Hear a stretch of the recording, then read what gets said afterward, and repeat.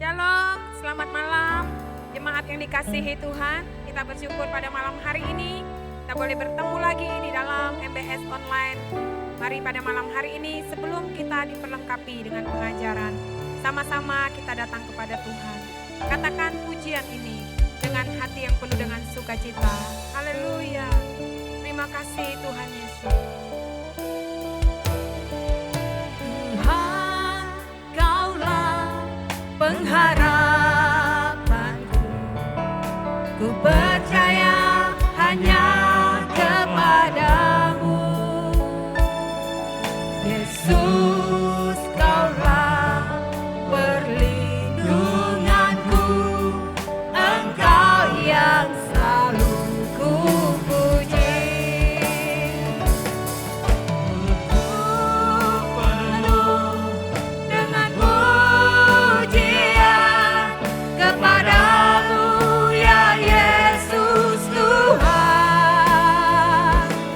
Sepanjang hari ku beri penghormatan kepadamu ya Allahku.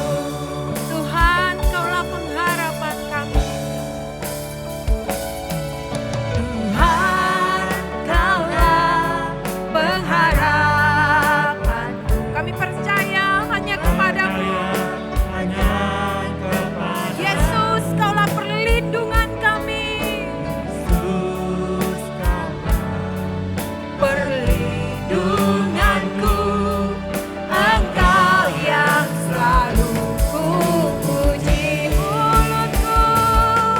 Mulutku penuh dengan pujian kepadamu ya Yesus Tuhan.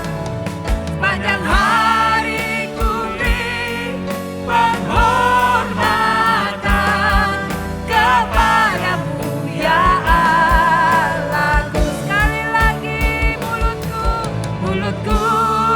penuh dengan pujian kepadamu ya Yesus Tuhan. Sepanjang hari kami beri penghormatan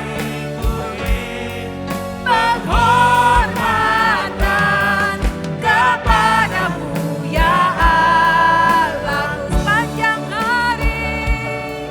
Sepanjang hari ku beri penghormatan kepadamu ya Allahku. Sepanjang hari ku beri penghormatan kepadamu ya Allahku.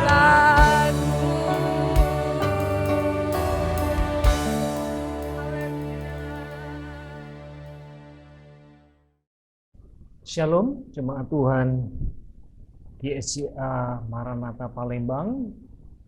Kita bersyukur bisa jumpa kembali di dalam kasih Tuhan kita Yesus Kristus, dan kita akan menuntaskan ya seri khotbah rahasia hidup cukup, lalu bagian yang keempat yang terakhir. Saudara, kita akan sama-sama belajar dari Rasul Paulus ya, khususnya nanti kita akan pelajari surat Filipi pasal yang keempat, saudara. Ya. Nah, mari sama-sama kita akan bersama-sama terlebih dahulu berdoa. Mari kita berdoa. Bapa di dalam surga, kami berterima kasih untuk kebaikan, untuk kasih setiamu, sehingga kami saat ini diberi kesempatan yang baik untuk kami menempatkan diri kami, memposisikan diri kami sebagai seorang murid, untuk kami belajar dari firman Tuhan yang adalah kebenaran-Mu itu sendiri. Tuhan, mari ajar kami supaya hidup kami semakin menyenangkan hati Tuhan. Terima kasih Bapa, ini doa kami panjatkan demi nama Tuhan kami, Yesus Kristus. Haleluya. Amin. Saudara,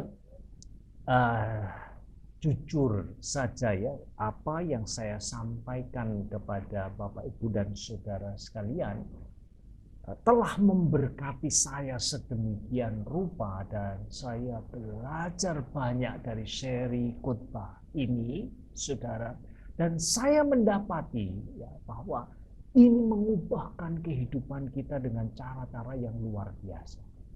Umumnya kalau orang hidup ya, tidak pernah puas, tidak pernah cukup, ya biasanya orang-orang seperti itu akan mengalami kemarahan biasanya. Ya, saya kok nggak dapat seperti yang saya inginkan, mulai protes, ya, bahkan marah kepada Tuhan. Tapi begitu kita belajar kebenaran-kebenaran ini, dari kemarahan itu bisa diubah menjadi kedamaian. Saudara. Mungkin juga ada orang-orang yang frustasi dalam kehidupan. Sudah coba ini, pengen dapat lebih banyak lagi, tapi sepertinya kok nggak pernah berhasil. Ya, lalu kemudian mengalami frustasi dalam kehidupan. Belajar firman Tuhan ini, belajar rahasia hidup cukup yang alkitabiah ini akan menumbuhkan rasa puas di dalam hati kita. Atau mungkin saudara ada orang yang terus mengalami kekhawatiran. Karena biasanya saudara orang yang tidak belajar hidup cukup, kehidupannya akan dikuasai oleh ketakutan, kekhawatiran, saudara.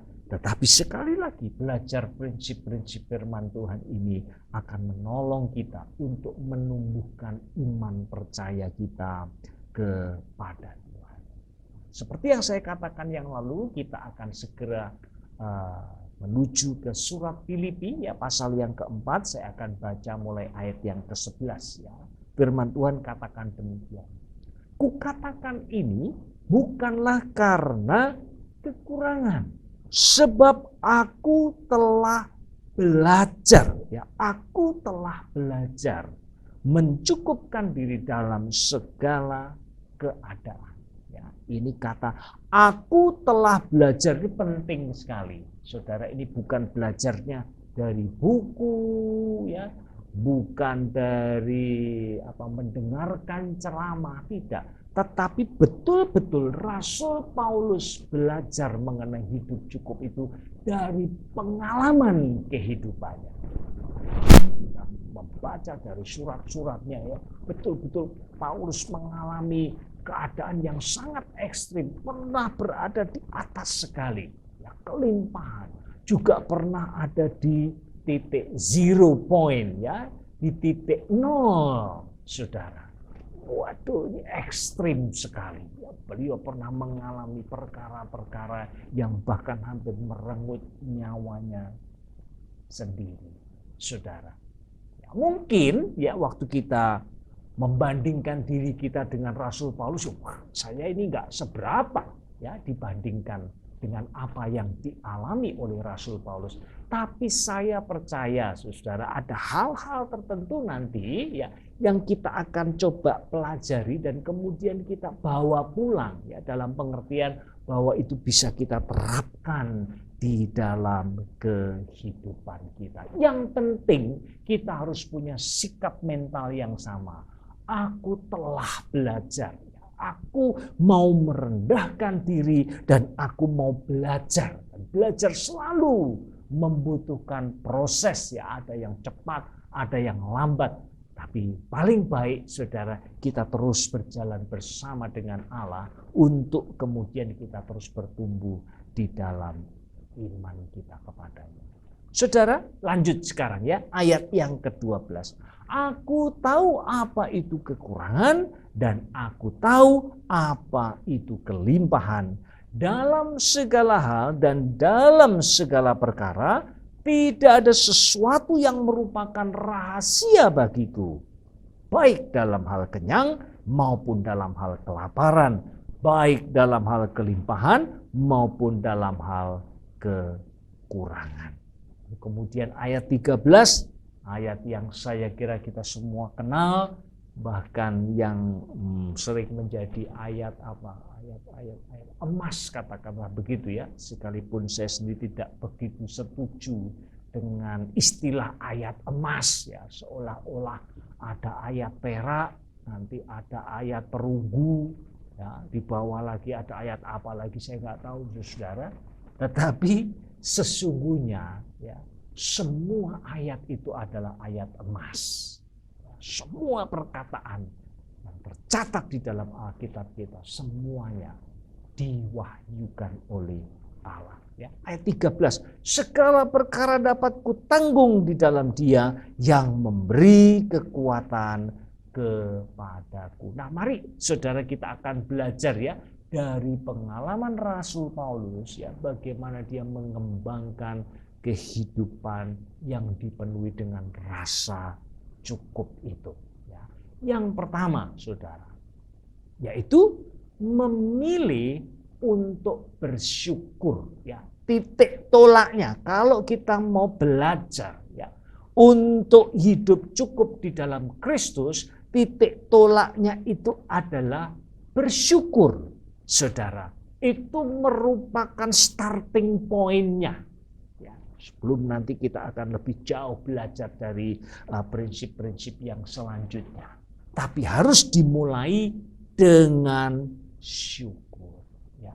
Dan ini sikap batin, saudara. Seperti yang kita sudah melihat ya di bagian pertama, saudara kita mengutip dari John Stott ya, yang mengatakan bahwa sebenarnya hidup cukup itu perkara batin ya, dan tidak ada hubungannya dengan berapa banyak yang kita punya, seberapa gendut rekening kita, tidak ada. Itu mulai dari batin, saudara. Itu sebabnya meskipun saya tidak punya banyak, tapi saya bisa mengembangkan rasa cukup dalam kehidupan saya. Nah, namun sayangnya, saudara, seperti yang Rasul Paulus katakan di dalam Roma pasal yang pertama ayat 21, ya, beliau menuliskan perkataan ini, sebab sekalipun mereka mengenal Allah, mereka tidak memuliakan Dia sebagai Allah atau mengucap syukur kepadanya. Perhatikan di sini, saudara.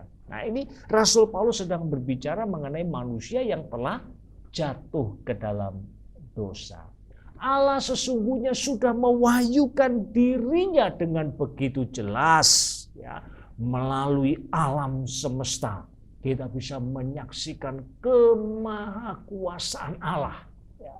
Sistem yang ada di dalam dunia ini sedemikian peliknya, sedemikian kayanya, dan itu menunjukkan bahwa Sang Pencipta sungguh adalah pencipta yang luar biasa. Saudara, dia adalah the great ya, grand designer itu. Lalu hati kita pun juga menyaksikan kekudusan Allah, karena firman Tuhan di dalam surat Roma katakan apa? Taurat itu ditulis di dalam hati kita, saudara. Nah, itu alasannya Rasul Paulus kemudian katakan, jadi sebenarnya kita tidak bisa berdalih. Kenapa? Karena Allah sudah menyatakan dirinya kepada kita dengan gamblang. Ya. Saksi eksterior alam semesta ini, saksi yang ada di dalam diri kita, yang interior hati kita bersaksi bahwa Allah itu ada dan Allah itu maha kuasa dan maha kudus. Tapi sayangnya ayat 21 ya, bukannya kemudian kita datang dan memuliakan Dia lalu bersyukur kepadanya, tetapi justru kita menindas kebenaran itu dengan kelaliman. Jadi kalau demikian, saudara, kalau kita berbicara mengenai bersyukur, ya, maka itu tidak alamiah di dalam diri kita sebagai orang yang berdosa. Dan ini masalah yang permanen, saudara. Ya, sejak Adam dan Hawa, coba bayangkan, saudara. Diberi segala sesuatu dengan limpahnya, 99,9, nikmati itu. Bersyukur? Tidak, justru dia melirik yang 0,1 itu. Ya, pohon pengetahuan baik dan salah itu, saudara, pohon pengetahuan itu. Dan akhirnya mereka jatuh ke dalam dosa, Bapak Ibu Saudara sekalian. Kenapa? Karena tidak ada rasa syukur. Nah, itu sebabnya saya tadi mengatakan di poin yang pertama, ya, kalau kita bicara soal syukur itu adalah sebuah pilihan, ya, sebuah pilihan sekali lagi. Kenapa? Karena manusia alamiah kita, ya, itu tidak cenderung untuk mudah bersyukur. Ya, keberdosaan kita tidak mengizinkan kita untuk melakukan itu. Nah, tetapi perhatikan, Rasul Paulus adalah seorang yang sudah mendisiplin dirinya. Ya, dia melatih dirinya untuk terus belajar mengucap syukur. Ya, kalau kita pindah ke pasal yang pertama, saudara, dari surat Filipi, ya, saya bacakan beberapa ayat 3 dan ayat 5 terlebih dahulu. Ya, aku mengucap syukur kepada Allahku setiap kali aku mengingat kamu. Ya, aku mengucap syukur. Lalu ayat yang kelima, aku mengucap syukur kepada Allahku karena persekutuanmu dalam berita Injil mulai dari hari pertama sampai sekarang ini. Nah, saudara, kita tahu, ya, bahwa surat Filipi ini ditulis dari penjara, ya. Makanya kalau dalam pembelajaran mengenai Alkitab itu ada jenis sastra, ya, di dalam Perjanjian Baru yang disebut dengan surat kiriman penjara. Itu ada 4, saudara, ya. Ada Efesus, ada Filipi, ada Kolose, ada Filemon. Ya, ada 4 itu. Itu disebut surat kiriman penjara, menunjukkan dari mana Rasul Paulus menulis surat itu. Nah, tentu saja, saudara, ketika seseorang ada di dalam penjara, saya kira sulit sekali untuk orang bisa mengembangkan rasa syukur, ya, mengucap syukur atas keadaan, atas situasi yang sedang dia hadapi, saudara. Umumnya justru yang sebaliknya. Mungkin dia akan murung, berkeluh kesah, mungkin akan mengutuki keadaan dan seterusnya. Tetapi sekali lagi tidak demikian dengan Rasul Paulus. Mari kita lihat sekarang ayat 12 dan 13, ya, pasal pertama dari surat Filipi. Aku menghendaki saudara-saudara supaya kamu tahu, jangan pernah ragu dengan ini, bahwa apa yang terjadi atasku ini justru telah menyebabkan kemajuan Injil, sehingga telah jelas bagi seluruh istana dan semua orang lain bahwa aku dipenjarakan karena Kristus. Nah, saudara, pada waktu itu,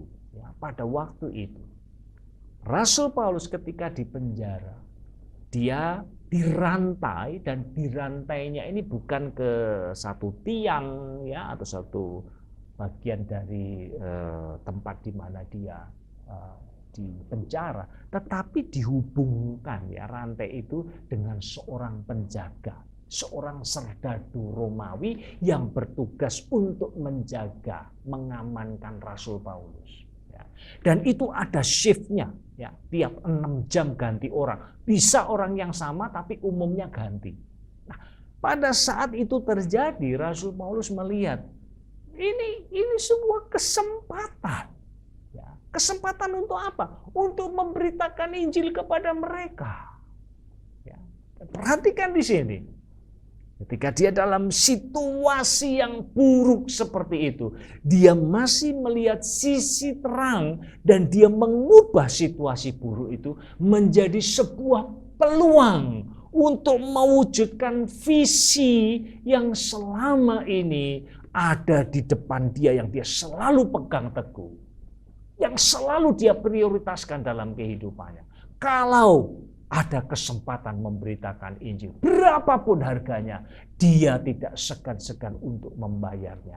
Dan itulah yang dilakukan oleh Rasul Paulus. Sehingga tidak heran dia katakan seluruh istana tahu, aku dipenjarakan karena Kristus. Nah, saudara, apakah ini alamiah? Manusia daging kita ini, dalam kemanusiaan kita tidak akan pernah melakukan itu. Ya.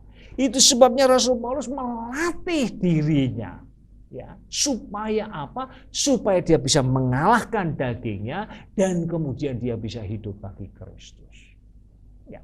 Nah, saudaraku, Martin Luther, ya, dia adalah seorang yang menolong kita dalam hal ini, saudara. Dia katakan andaikan saja, ya, andaikan saja di dalam kehidupan kita itu ada dua tombol, ya. Satu untuk hal-hal yang baik terjadi dalam hidup kita, yang lainnya untuk hal-hal yang buruk yang terjadi di dalam kehidupan kita. Lalu dia mengatakan ini, jika salib yang datang, ya, yang buruk, ya, itu jangan dibesarkan volumenya. Ya. Tetapi kalau berkat yang datang, maka besarkanlah itu. Ya, ini analogi yang sangat mudah sekali untuk kita tangkap. Ya, kalau saudara sedang berada dalam sebuah kendaraan, di mobil saudara, tentu di situ ada tombol untuk kita bisa mengatur musik, ya, treble atau bass. Kalau treble-nya yang kita besarkan, maka suaranya cemprengnya itu yang akan dominan. Kalau bassnya yang kita gedein, tentu dentumannya itu akan sangat terasa sekali. Tergantung pada kita, tergantung pada pilihan kita. Mana yang kita harus besarkan dalam hidup kita. Kalau yang dibesarkan yang buruk-buruk, saya percaya saudara, kita akan terus hidup, ya, murung, banyak keluh kesah, ya, kita akan frustasi, bahkan kita akan kecewa dan marah kepada Tuhan. Tetapi setiap kali kalau yang kita besarkan adalah berkat yang datang dalam hidup kita, ya, maka saya percaya kita akan dapat mengembangkan, ya, disiplin rohani ini, bersyukur kepada Allah untuk setiap apa saja yang terjadi di dalam kehidupan kita. Sayangnya sekali lagi saudara, ya, dalam keberdosaan kita, ya, memori kita itu cenderung merekam yang buruk-buruk. Nah, sebagai contoh misalnya, ya, kalau saudara terima uang, bandingkan dengan saudara kehilangan uang, kira-kira mana yang saudara akan lebih ingat jangka panjang nanti? Ya. Maka saya percaya ketika kita kehilangan uang, maka peristiwa kita kehilangan uang mungkin sudah terjadi puluhan tahun yang lalu, bahkan waktu kita duduk di sekolah dasar, waktu kita mau bayar beli es itu uangnya hilang, itu kita masih ingat. Nggak tahu, mungkin ini dampak dari keberdosaan kita, saudara. Tapi memori kita cenderung merekam hal-hal yang buruk. Itu sebabnya harus ada usaha. Mari saya mulai dari sekarang, saya mau belajar untuk mengucap syukur. Konsentrasi saya akan saya alihkan bukan kepada yang buruk-buruk, tetapi yang baik. I will remember the best and forget the rest.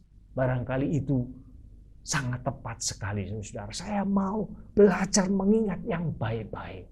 Yang lain yang buruk-buruk, kalau Tuhan izinkan, itu pun juga untuk membentuk karakter saya. Itu sebabnya fokus saya tetap yang positif, sambil saya belajar untuk mengucap syukur kepada Allah. Nah, ini langkah yang pertama, saudara. Lalu yang kedua, nah ini barangkali yang juga tidak populer, ya, mungkin ini tidak pernah diajarkan oleh hamba-hamba Tuhan, ya, banyak hamba-hamba Tuhan dewasa ini, ya, yaitu bahwasanya kita mesti bisa menyesuaikan diri dengan perubahan, saudara. Jadi kalau boleh dikatakan grafik kita, ya, grafik kehidupan kita itu barangkali begini.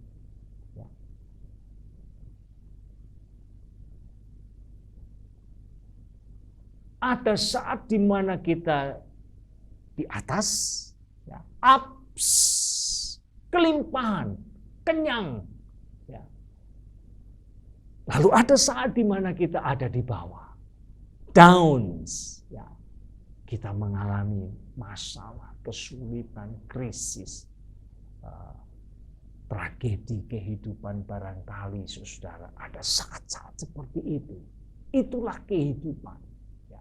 Itu adalah kehidupan yang normal untuk semua orang, tidak terkecuali orang Kristen.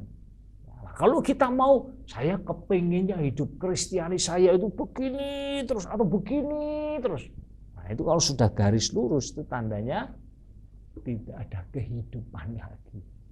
Kalau kita masih hidup di muka bumi ini, suka atau tidak suka, kita akan terus mengalami ups and down dalam kehidupan kita.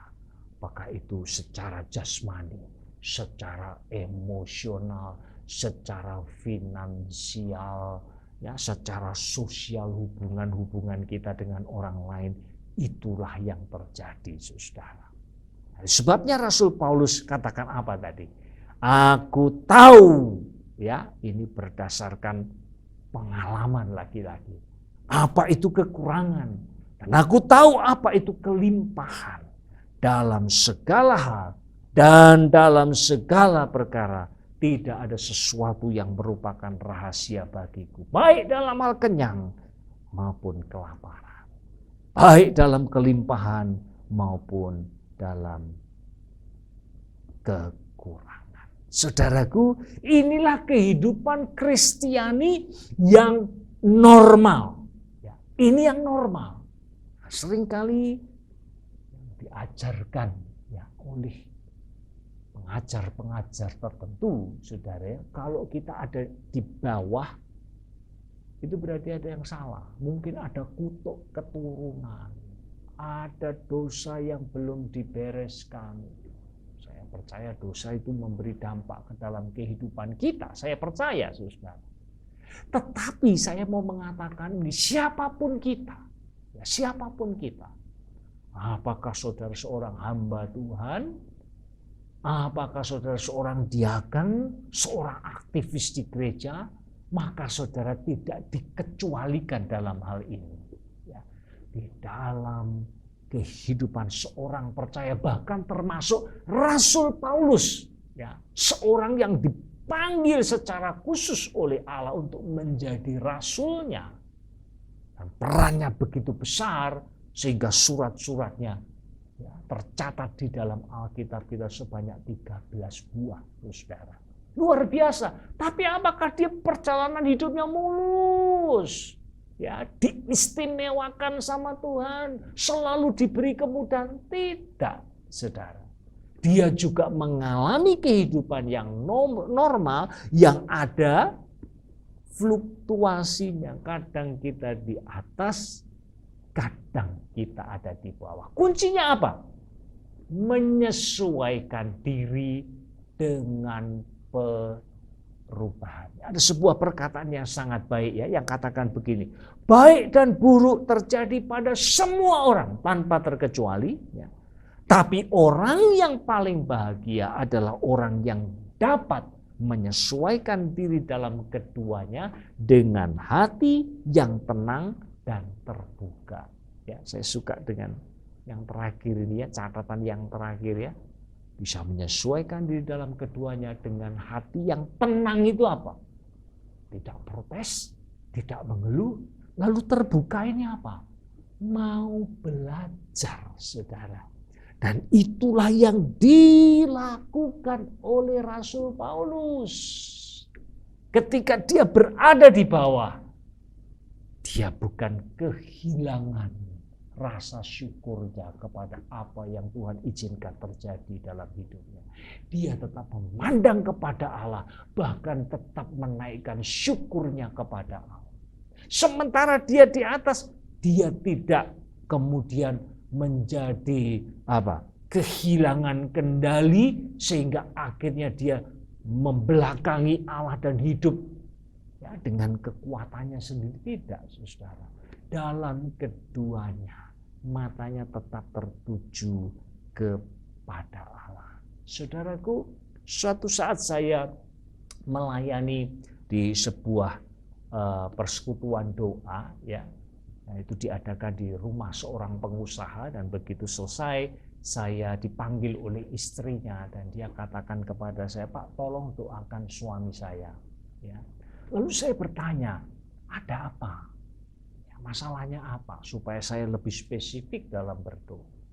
Lalu istrinya katakan, "Pak, bisnis suami saya ini kan lagi turun, ya turunnya itu luar biasa sehingga kami harus jual rumah yang lama yang besar itu dan sekarang kami pindah di rumah ini, ya, di rumah. Dan suami saya kemudian merasa terpukul sekali karena tinggal di rumah kecil ini. Saudara, saya ya ibadah juga dilakukan di situ, saya matanya sudah melihat ke seluruh penjuru daripada rumah itu. Saudara, dia katakan kecil itu mungkin 10 kali lebih besar daripada rumah saya, saudara. Dia bilang kecil. Tapi itulah dia. Ya. Dan akibatnya apa? Lalu dia mengalami depresi, saudara. Kenapa dia mengalami depresi? Karena dia tidak sanggup menyesuaikan diri dengan situasi yang sedang dia hadapi, saudaraku. Ya. Dan saya percaya sebenarnya kualitas kehidupan kita itu tidak ditentukan, pakai istilah tombol tadi ya, banyak yang mana. Tidak, saudara. Kualitas hidup kita itu justru ditentukan bagaimana kita bisa tidak menjadi hamba dari situasi. Tidak menjadi hamba dari situasi. Ya. Dengan kata lain, situasi mendikte kita. Kalau pas situasinya baik, waduh seneng, waduh di mana-mana nyanyi, waduh happy. Kalau situasinya buruk, murung, ya cepat marah, gampang irritated ya, gampang terganggu, ya, bisa meledak-ledak, saudara. Tidak, kita tidak mau seperti itu. Kita bukan hamba situasi, kita adalah hambanya Allah. Ya, dan Tuhan izinkan memang kita terus menjalani kehidupan kita, mungkin sampai akhir kehidupan kita selalu akan ada ups and downs, ups and downs. Kuncinya apa? Menyesuaikan diri dengan situasi. Saudaraku yang dikasihi oleh Tuhan, memang sekali lagi ya saya mengatakan ini bahwa pasti ini tidak menyenangkan ya, maunya kita kalau kita berada di bawah kita doa lalu kemudian Tuhan berikan terobosan yang hebat lalu hidup kita jadi baik, menyenangkan. Tapi seringkali saudara, justru pada saat kita di bawah itulah sesungguhnya Allah menjadi begitu dekat dengan kita dan Allah mengajarkan pelajaran rohani yang penting yang kita tidak bisa dapat pada saat kita ada di atas, saudara. Nah, itu sebabnya mari belajar menyesuaikan diri dengan perubahan, khususnya pada masa yang seperti ini. Saya kira tidak seorang pun yang mengatakan ya keadaan sekarang ini adalah keadaan yang baik. Tapi coba saudara, bahkan ketika kita berada di bawah, ya, maka cari Tuhan dan belajar sama Rasul Paulus. Ya, sama dengan Rasul Paulus. Apa yang saya bisa pelajari dari situasi ini? Apa yang sebenarnya Tuhan mau ajarkan kepada saya? Puji Tuhan. Yang terakhir, saudara, yang terakhir, ya, rahasia hidup cukup kita belajar dari pengalaman Rasul Paulus. Ya. Yang terakhir, kita harus belajar mengandalkan kuasa Kristus. Ya, mengandalkan kuasa Kristus. Saya mau membaca ya ayat yang ke-12 itu dari terjemahan bahasa Indonesia sehari-hari. Saudara, bunyinya begini. Saya sudah mengalami hidup serba kekurangan dan juga hidup dengan berkelebihan. Saya sudah mengenal rahasianya untuk menghadapi keadaan yang bagaimanapun juga. baik dalam keadaan makmur maupun dalam keadaan miskin, baik keadaan mewah maupun keadaan kekurangan. Saudara, pertanyaannya, apa rahasianya di sini? Rasul Paulus katakan, saya sudah mengenal rahasianya. Apa itu rahasianya? Untuk bisa hidup di atas dan juga di bawah. Apa? Maka jawabannya adalah mengandalkan kuasa Kristus. Sebabnya dalam ayat 13 tadi katakan, segala perkara dapat kutanggung di dalam Dia yang memberi kekuatan kepadaku. Nah, saudara, sampai di sini saya ingin mengklarifikasikan ini ya, jangan sampai kemudian kita salah dalam memahaminya ya. Sering orang berpikir hidup cukup itu ya pokoknya nerimo, mengalir saja, go with the flow, sera-sera, lalu tidak usah usaha yang tidak usah berusaha secara keras dalam kehidupan kita. Terima saja keadaan, saudara. Bukan itu. Jadi sebabnya Karl Marx itu ya menganggap agama itu sebagai opium. Kenapa? Nah, itu seringkali membuat orang tuh salah mengerti, saudara ya. Ketika ada masalah, itu aja cukup ya. Nanti Tuhan tolong, yang penting puasa saja, doa puasa. Saudara, tidak demikian. Ya, hidup cukup itu, saudara, tidak berarti kemudian kita pasif dan tidak berbuat apa-apa untuk mengubah situasi. Nah, ini penting, saudara. Ya. Tapi bahwa hidup cukup, ya, itu kita tidak dikendalikan oleh situasi. Perhatikan ya, hidup cukup bukan berarti kemudian kita pasif dan tidak berbuat apa-apa untuk mengubah situasi. Saudaraku yang dikasihi oleh Tuhan. Ada bagian lain yang saya kira ini akan menjadi ilustrasi yang sangat baik ya dari kehidupan Rasul Paulus. Ya. Perhatikan saudara ya, di pasal 12 dari 2 Korintus ya, ayat yang ke-8. Saudara, saya mau baca ini. Ini juga ayat yang kita semua familiar ya.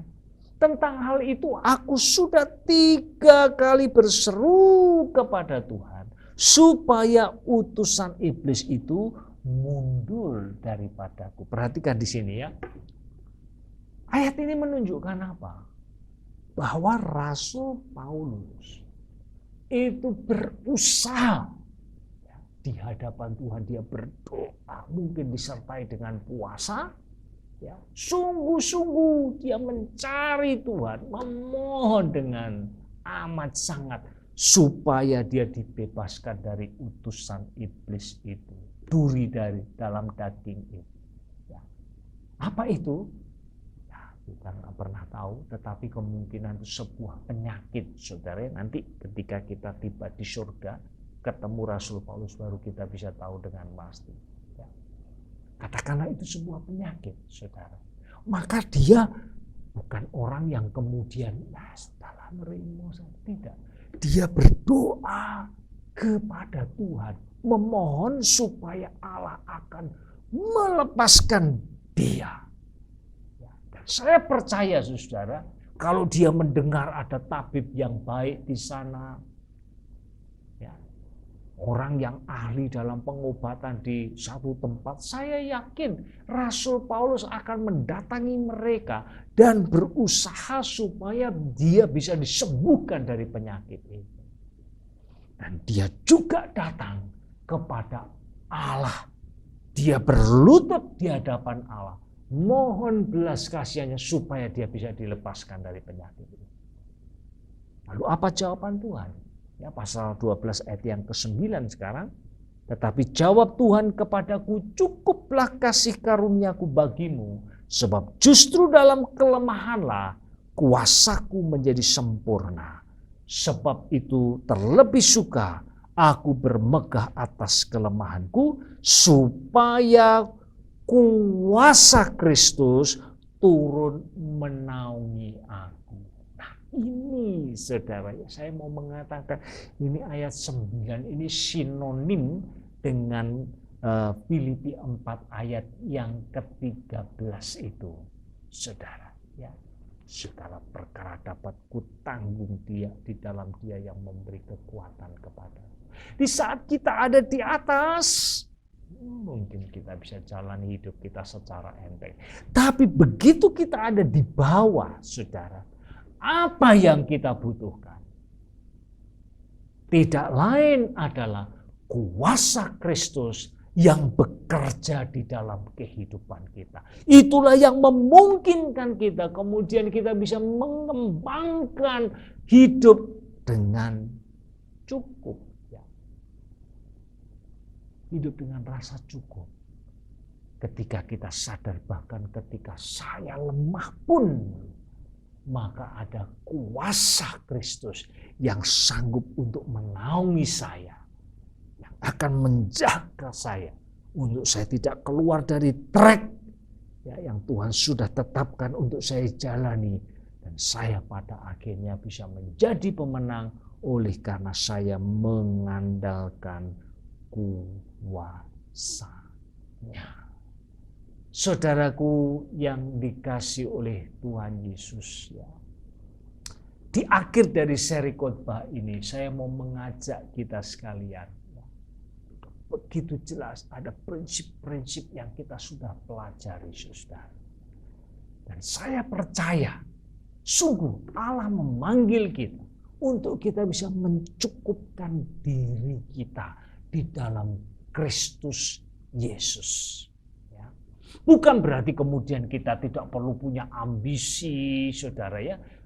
Mungkin kita berinvestasi, mungkin kita membuka usaha yang baru, ya kita terapkan cara-cara bisnis, ya strategi bisnis yang baru supaya bisnis kita semakin maju. Itu tetap kita harus lakukan, saudara. Tetap kita lakukan. Tetapi yang paling penting, saudara, kita tidak boleh menjadi tamak, apalagi menjadi hamba uang.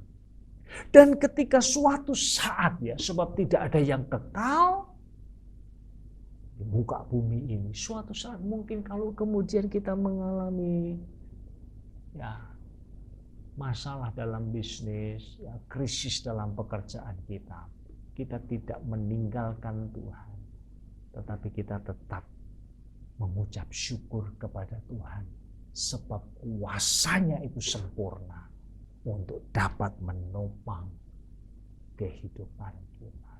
Puji Tuhan, saudara, kiranya firman Tuhan yang saya sampaikan ini boleh memberkati kita sekalian. Puji Tuhan, mari kita tutup dalam doa. Bapa di dalam surga, kami mengucap syukur sekali lagi buat rangkaian firman Tuhan yang sudah kami dengar. Rahasia hidup cukup di dalam Kristus Yesus. Tuhan, tolong kami dalam kemanusiaan kami lemah, tetapi dengan pertolongan Tuhan kami pasti bisa. Terima kasih Bapa, mewujudkan apa yang menjadi kehendak dan rencana. Ini doa kami panjatkan demi nama Tuhan kami Yesus Kristus. Haleluya. Amin. Tuhan memberkati kita sekalian. Terima kasih Bapak Ibu Saudara-saudari yang sudah mengikuti MBS pada malam hari ini. Mari kita mau datang kepada Tuhan, katakan pujian ini dengan rasa syukur. Haleluya.